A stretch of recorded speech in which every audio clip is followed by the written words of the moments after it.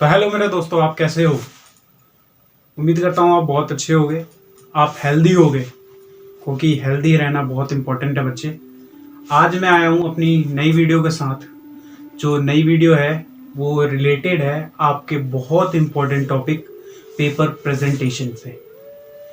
Paper presentation में मैं बहुत अच्छे अच्छे टॉपिक बताऊंगा आपको और बहुत अच्छी स्ट्रेटजीज बताऊंगा। आपके लिए बनाई है मैंने बहुत स्ट्रेटजीज अच्छी वाली पूरी YouTube। अगर आपने पिछली वाली वीडियो नहीं देखी है कि आप कैसे स्कोर कर सकते हो ज़्यादा से ज़्यादा अपने CBSE बोर्ड ICSE बोर्ड में, तो आप जाके उस वीडियो को देख सकते हो। मैं लिंक दे दूंगा आपको इसी वीडियो के डिस्क्रिप्शन में, ठीक है?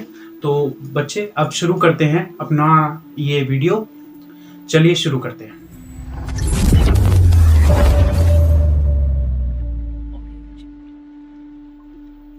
चलिए बच्चों को वीडियो को शुरू करते हैं।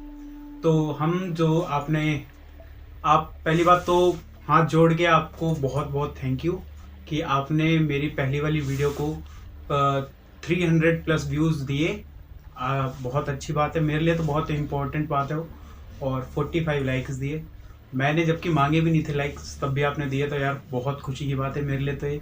और चैनल को सब्सक्राइब बहुत लोग कम करते हैं, तो मैं आपको बता दूं कि आप लोग में से जितने मेरी वीडियो को देखते हो, अगर आप सब्सक्राइब करते हो तो देख रहे हो आप यहाँ पे, मैं आपको दिखा रखा हूँ यहाँ पे ऊपर कि आप कितने लोग सब्सक्राइब नहीं करते हो चैनल को। तो 49% जो लोग हैं वो सब्सक्राइब ही नहीं करते मेरे चैनल को, बस वीडियो देख के चले जाते हैं। तो आप सब्सक्राइब कर सकते हो यार, ये फ्री है। और अगर ऐसी वीडियोस और चाहिए आपको रिलेटेड टू योर कंटेंट, आप CBSE के कंटेंट के लिए, तो आप मेरे चैनल को अभी सब्सक्राइब कर सकते हो।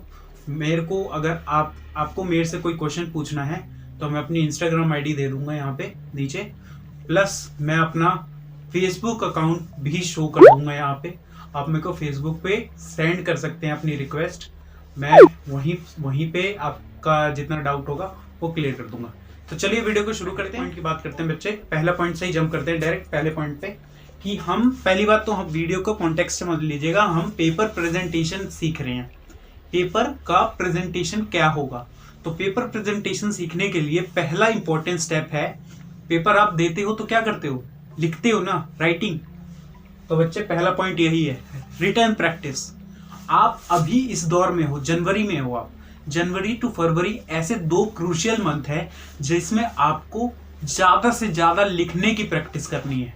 और लिखने की प्रैक्टिस में इसलिए कह रहा हूं, मैं वैसे वाली लिखने की बात नहीं कर रहा कि आप राइटिंग लिख रहे हो या कोई आंसर को 2-2 3-3 बार लिख के याद कर रहे हो, मैं वो नहीं कह रहा हूं। मैं कह रहा हूं अब सैंपल पेपर उठा लो, 25-25 सैंपल पेपर हर सब्जेक्ट के उठाओ, 15 कम से कम सॉल्व और 10 कम से कम अनसॉल्व, वो उठाओ और करना शुरू करो। कम से कम आप करो। 10th के बच्चों और 12th के बच्चों दोनों के लिए वीडियो स्पेसिफिक है, पेपर प्रेजेंटेशन की एक ही वीडियो आएगी, कोई दिक्कत नहीं है। 12th की अलग वीडियो आने वाली है, 95 हाउ टू स्कोर 95, उसकी वीडियो भी आने वाली है, अगली वीडियो वही होगी शायद। और चलिए ये वीडियो जो मैं बता रहा हूँ उसमें मैं ये टैग लाइन रखना चाहता हूँ जो पिछली वीडियो में भी थी, revise more, write more to revise more, ठीक है? तो आप इसको याद रखिए, रिवाइज ज्यादा से ज्यादा करने के लिए आपको ज्यादा से ज्यादा लिखना होगा। तो और इसमें एक और दूसरी चीज जो है वो है हमारा दूसरा point, right neat and clean. आप अगर लिख भी रहे हो, उस पेपर में भी लिख रहे हो, उसमें आप जब सॉल्व कर रहे हो किसी को पेपर को, अनसॉल्व पेपर को जब सॉल्व कर रहे हो, तो आप नीट और क्लीन लिखो। नीट और क्लीन का मतलब है मेरा खुला खुला लिखो, यूज करो स्पेस को यूज करो, लिखो। कॉपी आपसे कोई भी नहीं छीन रहा, कॉपी का यूज करो। कॉपी में जीरो काटा मत खेलो, ठीक है? जीरो काटा मत खेलो अभी कॉपी में, कॉपी का यूज प्रॉपर वे में करो। उनसे पूछो जिनके पास कॉपी नहीं है, कोई साधन नहीं है, आपके पास तो साधन है। अगर आप ये वीडियो देख रहे हो तो आपके मतलब आपके पास साधन है, तो आप साधन है तो उसका यूज करो। अपने मम्मी पापा के बारे में सोचो बच्चे।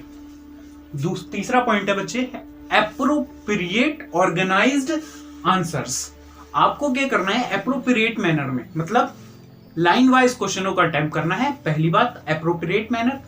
और ऑर्गेनाइज आंसर्स का मतलब है कि आप वर्ड लिमिट के ऊपर भी स्टिक रहोगे। जो दूसरा पॉइंट, इसके लास्ट वाला पॉइंट है हमारा, स्टिक टू वर्ड लिमिट। आप वर्ड लिमिट को भी स्टिक रहोगे। दूसरी और तीसरी बात, आप कीवर्ड्स को भी देखते रहोगे कि कीवर्ड्स उस आंसर में आ रहे हैं कि नहीं।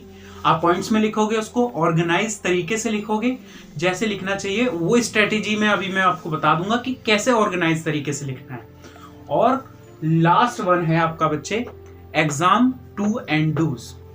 तो चलिए बच्चे, एग्जाम टू एंड डूज अभी मैं बताता हूँ अगली वीडियो। हाँ तो बच्चों, मैं बता रहा था exam to and dos. Exam to and dos का मतलब ये है, एग्जाम हॉल में जब आप बैठे हो तो आपको ऐसी क्या चीजें करनी है, क्या करना है आपको, जिससे आप मोर टू मोर स्कोर कर सकें। अगर आप 70 वाले हैं तो आप 90 तक पहुंच सके। आप 60 वाले हैं, अगर आप 60 नंबर अभी आपके प्री बोर्ड में आ रहे हैं तो आप उसको कैसे चेंज करोगे 80 टू 85 टू 90। हाँ 90। मेरे प्री बोर्ड में 60 नंबर आए थे फिजिकल एजुकेशन में, 100 में से 60। आज 100 में से 60 नहीं, इसमें 70 में से आए थे मेरे अराउंड 40। 70 में से 40 नंबर आए थे मेरे, 30 नंबर कम आए थे। लेकिन मेरे बोर्ड के पेपर में, 12th बोर्ड के पेपर में मेरे आए हैं 100 में से 95 नंबर, बस 5 नंबर कम।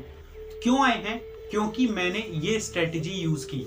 तो आप भी ये exam to and dos use करो, और आप कहना मेरे को कि बहुत अच्छी बात होगी अगर आप यूज करोगे तो। पहला पॉइंट है बच्चे इसमें टाइमिंग का आपको देखना पड़ेगा। टाइमिंग को देखने के लिए आप एग्जाम हॉल की वॉच को मत देखना, अपनी वॉच, एनालॉग वॉच पहन के जाओ। एनालॉग वॉच जो होगी वो पहन के जाओ। एनालॉग इसलिए भी कहूंगा क्योंकि आप अगर डिजिटल वॉच पहन के जाते हो तो वो पहले उतरवा लेंगे, ठीक है, तो उतरवा लेंगे तो अच्छी बात तो है नहीं। तो एनालॉग वाली वॉच पहन के जाओ। ड्यूरिंग एग्जामिनेशन हॉल्स के बारे में बता रहा हूँ बच्चे मैं यहाँ पे। टू एंड डूज का मतलब है एग्जामिनेशन हॉल में अंदर जाने के बाद आपको क्या क्या देखना है। एग्जाम में टाइमिंग बहुत इंपॉर्टेंट है बच्चे। आप टाइमिंग का ये मान के चलना कि जैसे कि आपके 5 क्वेश्चन शुरुआत के जो होते हैं एमसीक्यू बेस्ड होते हैं, जो जैसे 10 क्वेश्चन या 20 क्वेश्चन होते हैं एमसीक्यू, तो एमसीक्यू का टाइमिंग फिक्स कर लो कि 20 मिनट में मेरे को हर एक मिनट में एक क्वेश्चन कर लेना है, ठीक है। और मैं तो कहूंगा कि जब आपको 15 मिनट मिलते ही हैं पेपर रीड करने के लिए, उसी टाइम खत्म कर लो एमसीक्यू को। एमसीक्यू वहीं पे खत्म हो जाएगा, तो एमसीक्यू पढ़ना नहीं पड़ेगा आपको। रीड करो क्वेश्चन को ट्वाइस। इसका मतलब क्या है? एक क्वेश्चन को आप पहले क्या करते हो, आप खुशी खुशी में क्या करते हो, आप पहले क्वेश्चन पढ़ लेते हो, आगे का 3-4 लाइन, आगे का 3-4 वर्ड पढ़ते हो, फिर कहते हो अरे ये तो मेरे को आता है, फिर आप खुशी खुशी में आंसर अटेम्प्ट करने लग जाते हो, लेकिन आप आगे नहीं पढ़ते। आप कभी सवाल देखे करो, आप जब पढ़ रहे होगे तो आप देखना, आप क्वेश्चन को लास्ट से रीड करना। पहली बात, लास्ट से रीड करने वाली बात है कि आप लास्ट की 2 लाइन या लास्ट का 1 लाइन जरूर पढ़ना कि लास्ट की 1 लाइन में क्या बोला है, फिर पूरा क्वेश्चन एक बार पढ़ना। जरूर आपको क्वेश्चन समझ आ जाएगा उसी टाइम। ये बहुत अच्छी ट्रिक बता रहा हूं मैं। आप पहले लास्ट से पढ़ना, फिर पूरा क्वेश्चन एक बार में पढ़ना, तब तो आपको पूरा क्वेश्चन का मतलब समझ आ जाएगा। अगला स्टेप करते हैं, अटेम्प्ट एवरी क्वेश्चन। बच्चे ये बहुत इंपॉर्टेंट टॉपिक है, attempt every question. Important topic इसलिए भी है बच्चे क्योंकि अगर आप क्वेश्चन ही अटेम्प्ट नहीं करोगे तो आपको नंबर कहां से मिलेंगे। प्रो टिप इसके ऊपर लास्ट में मैं स्ट्रेटेजी में दूंगा। प्रो टिप है जो देखो यहाँ पे लिखा हुआ है प्रो टिप, वो मैं दूंगा आपको, तो आप वीडियो को लास्ट तक बने रहिए। वो प्रो टिप जो है, 3 प्रो टिप ऐसी दूंगा मैं आपको कि आपको नेक्स्ट लेवल आपको तैयारी कर देगी आप पूरी। आप बिल्कुल ऑर्गेनाइज रहोगे इस वीडियो को देखने के बाद। तो चलिए बच्चों, अगली स्ट्रेटेजीज के ऊपर आते हैं, हम जंप करते हैं स्ट्रेटेजीज के ऊपर। चलिए बताता हूं आपको स्ट्रेटेजीज कौन कौन सी आपको यूज करनी है। पहली स्ट्रेटेजी जो है मेरी इंपॉर्टेंट है, मेरे लिए फेवरेट भी है, क्योंकि मैं इसको अपनी साइंस में यूज करता हूँ। साइंस में मैं नोट्स बनाता हूँ तो उसमें भी यूज करता हूँ। साइंस में मैं कभी भी डिफरेंशिएट करता हूँ तो उसमें यूज करता हूँ। तो ये टिप का नाम है डिफरेंस बिटवीन को हमेशा हमेशा हमेशा कभी भी आप नोट्स बना रहे हो, ये जो है बच्चे ये तो कॉमन है कि आप यूज करोगे।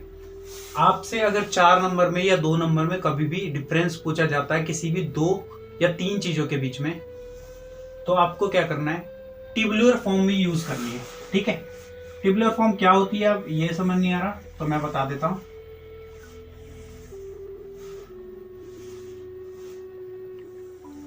जैसे कि हम लिख रहे हैं autotrophic mode of nutrition, autotrophic और हेटेरोट्रॉपिक के बीच में।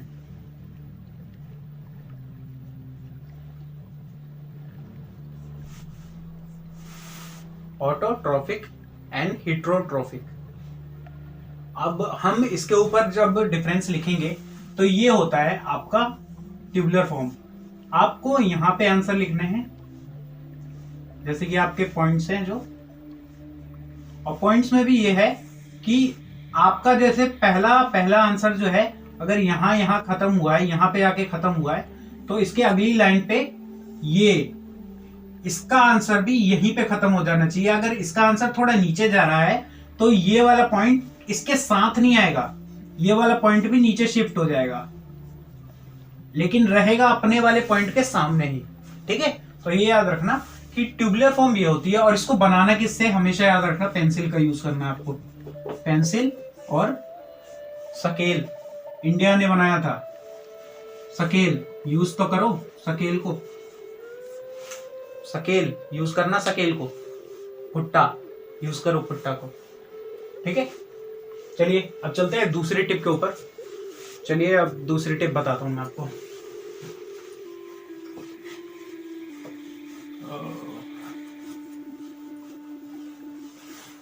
Start answer with last line of the question. मतलब last line of the question का मतलब है, अगर पूछा जाए कि आप लिखो डिस्क्राइब द, आप लिखो explain double circulation of heart, double circulation in heart. ठीक है, अगर आपको डबल सर्कुलेशन इन हार्ट बोला गया तो आप ऐसे लिखना कि the double circulation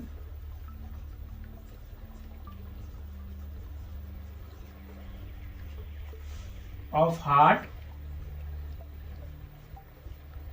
is include these steps।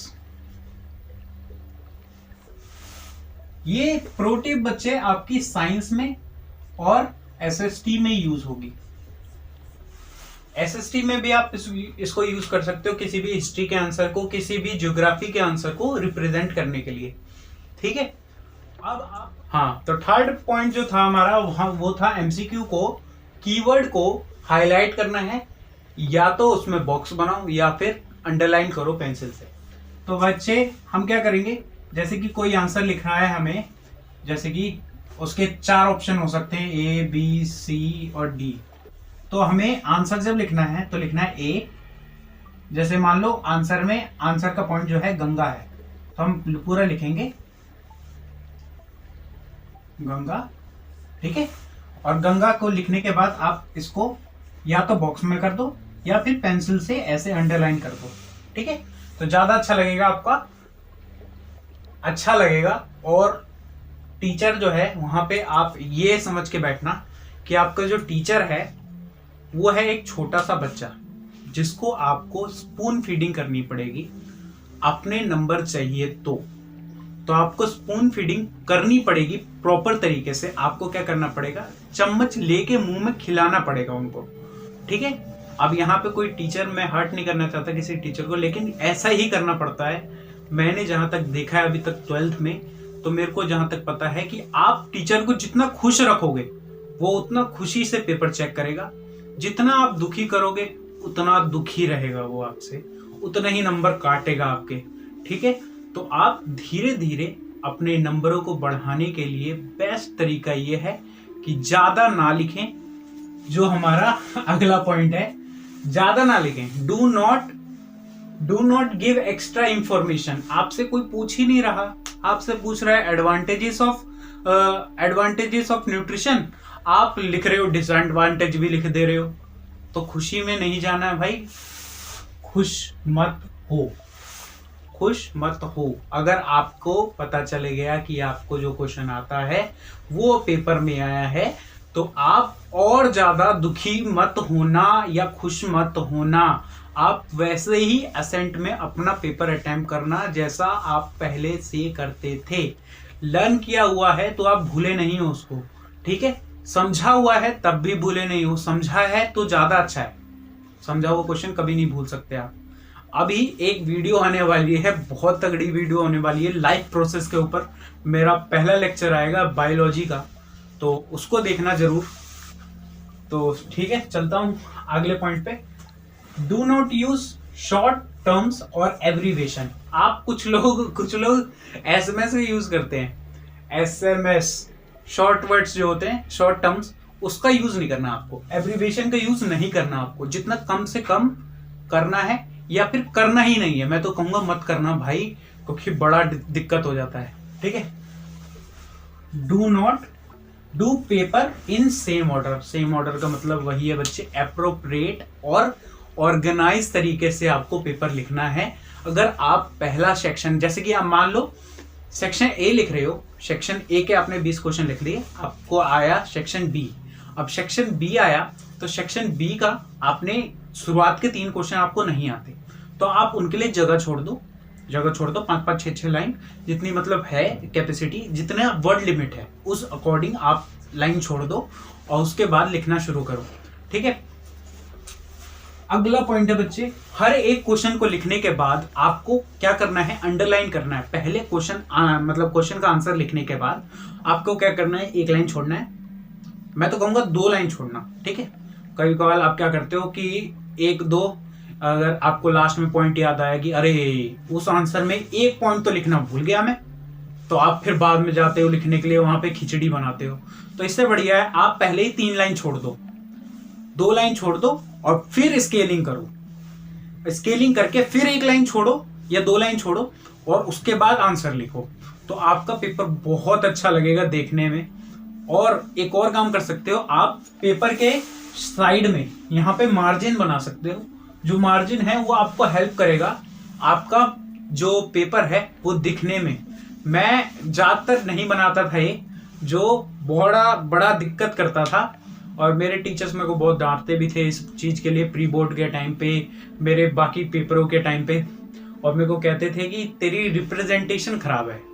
और आज मैं रिप्रेजेंटेशन ही पढ़ा रहा हूँ आपको कि प्रेजेंट कैसे करना है आपको, ठीक है। तो प्रेजेंटेशन मेरी खराब थी, लेकिन अब मैंने प्रेजेंटेशन को जाना जब मैंने बोर्ड का पेपर दिया। मेरे टीचर्स ने जो मेरे को बताया वो आज मैं शेयर कर रहा हूं आपके साथ।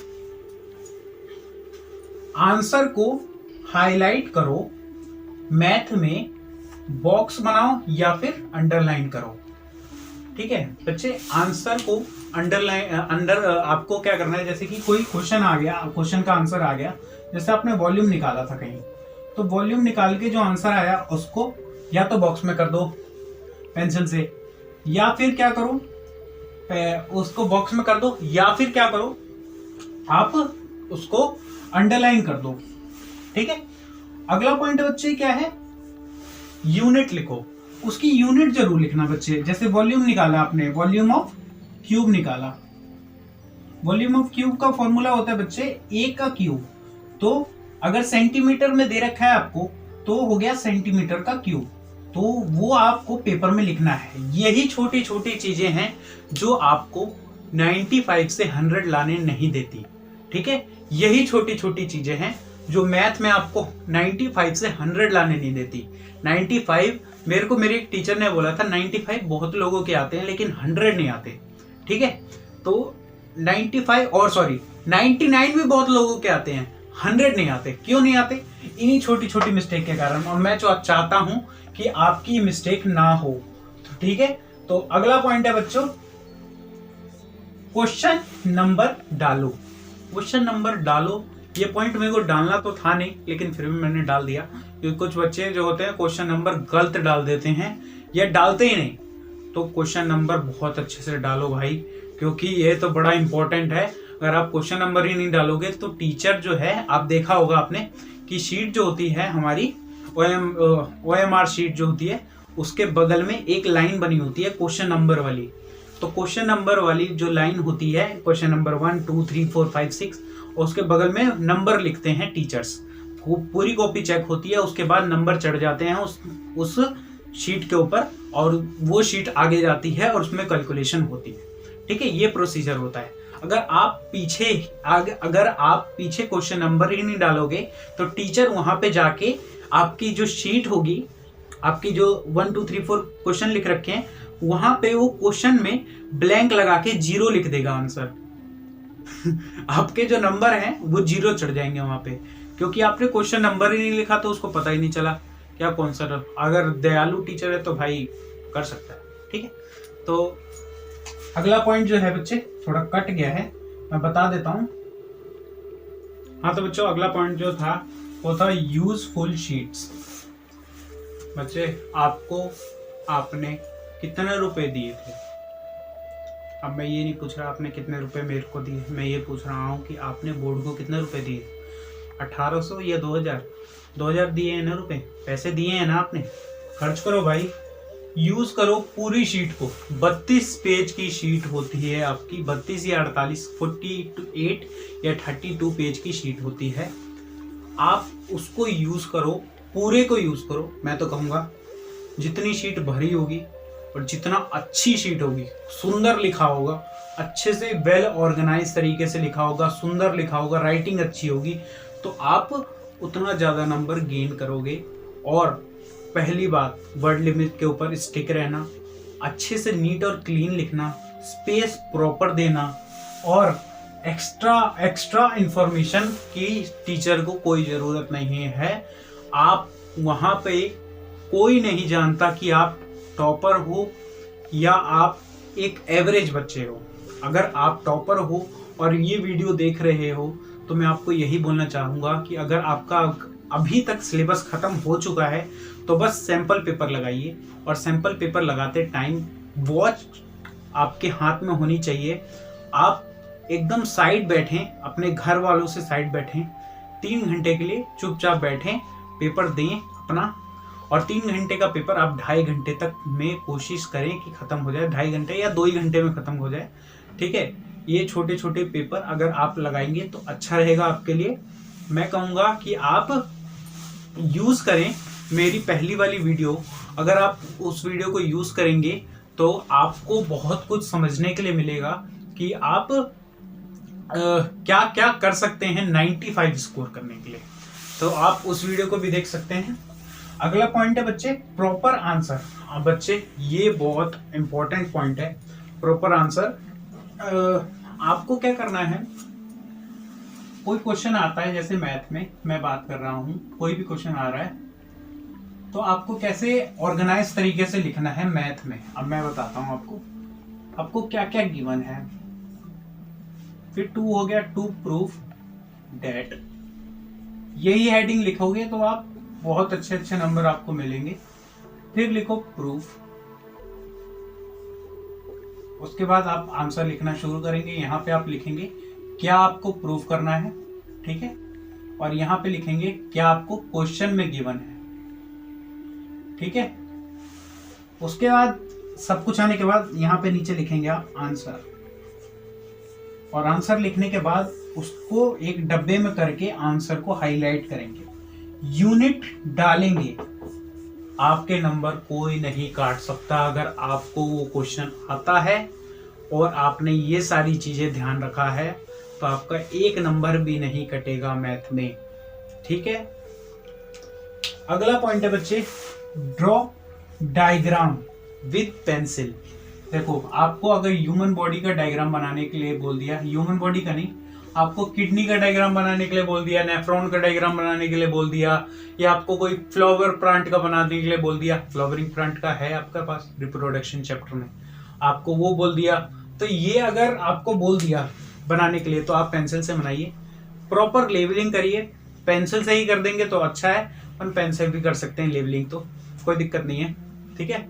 और आप उसको लेवलिंग करने के बाद उसको भी हाईलाइट कर सकते हैं, 5 या 6 लेबलिंग को आप हाईलाइट कर दीजिए पेंसिल से, ठीक है। और इतना हो गया।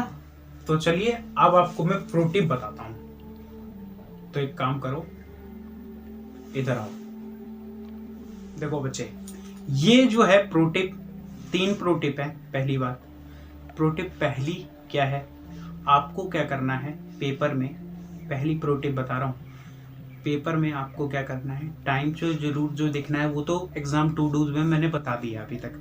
आपको क्या करना है कि पेपर मिलने के बाद आपको क्या करना है, कोई भी क्वेश्चन जो नहीं छोड़ना, उसमें आपको क्या करना है मैं वो बता रहा हूँ। अगर आपको कोई क्वेश्चन नहीं आ रहा तो पहले क्या करो, ये जानने की कोशिश करो कि वो कौन से चैप्टर से आया। ठीक है, अगर आपको पता चल गया कि कौन से चैप्टर से आया है तो ठीक है, नहीं पता चला तो कोशिश करो कि कोई किसी न किसी आमने सामने कोई जो होगा आपका फ्रेंड, उससे कोशिश करो कि पूछ लो कि कौन से चैप्टर से क्वेश्चन आया है ये, बस। और अगर हो सके तो आंसर का 1 या 2 लाइन या 1 लाइन जिसका हिंदी बता दे वो। ठीक है, अगर आप हिंदी समझ लोगे तो उसके ऊपर आप पैरा लिख सकते हो, और पैरा लिख सकते हो तो आप पॉइंट्स भी लिख सकते हो। तो पहला जो मेरा गाइडलाइंस है, जो अगर आप प्रो टिप है पहला, वो ये है कि आप क्वेश्चन कभी छोड़ो मत। अगर आपको नहीं आता उसको भी अटेम्प्ट करो, और कैसे अटेम्प्ट करना है, उस चैप्टर से रिलेटेड कुछ भी आता है उसको आप पॉइंट्स में लिखो। दूसरा आपका प्रो टिप ये है, आप आंसर सारे के सारे आप पैराग्राफ में मत लिखो। अगर आपका सब्जेक्ट साइंस एसएसटी है तो आप उसको पैराग्राफ में ना लिख के पॉइंट्स में लिखो। ये है प्रो टिप नंबर 2। और प्रो टिप नंबर 3 है कि अगर आपको नहीं पता चल रहा, ये एक ट्रिक भी है, मेरे टीचर ने बताई मेरे को, कि अगर आपको नहीं पता चल रहा कि कोई चीज़ इंक्रीज हो रही है या डिक्रीज हो रही है, तो आप उसको लिख सकते हो रेगुलेट हो रही है। ठीक है, तो आपको कोई नंबर काट नहीं सकता वहाँ पे, रेगुलेट लिख दोगे तो पता भी नहीं चलेगा उसको कि इंक्रीज हुई है या डिक्रीज। ठीक है, तो अगर आपको ये मेरी 3 गाइडलाइंस अच्छी लगी हो, 3 प्रो टिप अच्छी लगी हो, तो चैनल को अभी सब्सक्राइब कर लो। मेरी इंस्टाग्राम आईडी नीचे दे रखी है मैंने, और अगर कोई भी सवाल पूछना है तो यार कमेंट बॉक्स में अभी कमेंट डालो। एम करता हूँ इस वीडियो पे 50 लाइक का, जो आप मेरे को लगता है कर दोगे, जैसे पिछली वीडियो पे रिस्पांस है। और इस वीडियो को अपने पेरेंट्स के साथ जरूर शेयर करें। और अगर आप कोई बड़े हो, मेरे से बड़े हो, मेरी अभी एज 18 साल है, अगर आप मेरे से बड़े हो और आप इस वीडियो को देख रहे हो, तो आप मेरे को बताइए कि मैंने अभी तक जो बात डिस्कशन की है यहाँ इस वीडियो में, अगर आपने लास्ट तक ये वीडियो को देख रहे हो तो ये बता दो कि मैंने अभी तक जो डिस्कशन की है उसमें मैंने कोई फालतू बात तो बोली नहीं है। तो आप ये बताइए मेरे को, आप इस वीडियो को अगर आप शेयर करना चाहते हो तो ज़रूर शेयर करो अपने फैमिली मेम्बर के साथ, अपने बच्चों के साथ। ठीक है, अगर आप मेरी वीडियो को देख रहे हो तो ज़रूर शेयर करो बच्चे, क्योंकि मेरे को अभी सब्सक्राइबर की ज़रूरत है। ठीक है, हे फैम, अगर ये वीडियो आपको अच्छी लगी तो सब्सक्राइब करें चैनल को लेट्स रिकॉग्नाइज, और इस वीडियो को ज़रूर देखें अपनी ज्ञान बढ़ाने के लिए। चलिए बाय।